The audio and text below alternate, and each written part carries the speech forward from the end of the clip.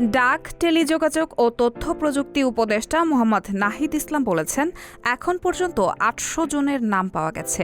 ছাত্র জনতার অভ্যুত্থানে শহীদদের তালিকা এগিয়ে নেওয়া হচ্ছে। বুধবার মিরপুরের পাইকপাড়ায় ছাত্র জনতার অভ্যুত্থানে নিহত কলেজ শিক্ষার্থী শহীদ শফিক উদ্দিন আহমেদ আহনাফের বাসায় যান তিনি। সেখানে আহনাফের পরিবারের সঙ্গে সাক্ষাৎকালে নাহিদ এ কথা জানান। তিনি বলেন, গণ অভ্যুত্থানের সময় ছাত্ররা যেভাবে রাস্তায় নেমে এসেছিলেন, তাদের আত্মত্যাগের ফলে আজ আমরা নতুন স্বাধীন বাংলাদেশ পেয়েছি। খুব শিগগিরই সব শহীদদের পরিবারের সদস্যদের নিয়ে একটি স্মরণ সভা করা হবে। সেখানে আপনাদের উপস্থিতি কাম্য। আন্দোলনে যারা শহীদ হয়েছেন তাদের দেশ মনে রাখবে জানিয়ে তিনি বলেন, শহীদদের জন্যই আমরা বেঁচে আছি।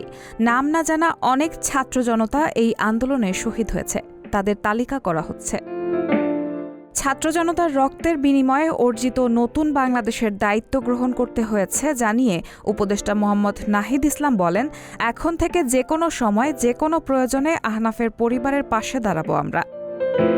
এর আগে শহীদ শফিক উদ্দিন আহমেদ আহনাফের ছোট ভাইয়ের পড়াশোনার খোঁজ খবর নেন। এ সময় বাসায় আহনাফের মা, বাবা, 2 ভাই এবং খালা উপস্থিত ছিলেন। আহনাফ রাজধানীর BAF শাহীন কলেজের একাদশ শ্রেণীর শিক্ষার্থী ছিলেন। বৈষম্যবিরোধী ছাত্র আন্দোলন চলাকালে গত 4 আগস্ট মিরপুর 10-এ পুলিশের গুলিতে নিহত হন তিনি। রায়হানা মুন, সবার কথা।